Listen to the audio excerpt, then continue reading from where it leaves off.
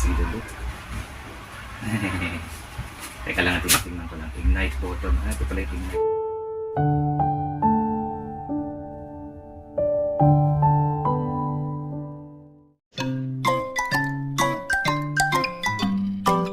You are watching Jillian's.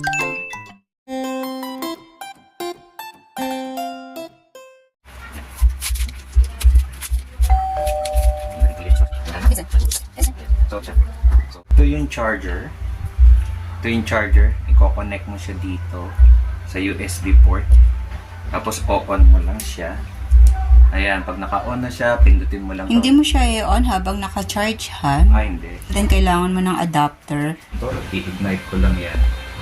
So, open. Naka-send na siya, fully charged. Pipindutin mo lang to. Kasi didikit mo doon pag in-on mo yung oven. Ayun na. On na siya. Pipindutin mo lang to, makikita mo nyo na yung spark na yon. Para patunayan na meron siya. Susunugin natin itong tissue sa dulo. Kitang-kita. Ayan o, meron. So, ayan na. Ayan o. Ayan na. O, pipindutin ko ulit. Susunog ang tissue. Ayan na yun. Kaya itong mga indicator kung fully charged, pag in-on mo, i-attach mo lang to. Makikita mo, 4 na bar. Okay, paano sisindihan? Ayan, May pindutin mo lang ano siya, to. on and off. Sige, paki-on. Okay. So, hindi na kailangan ng posporo.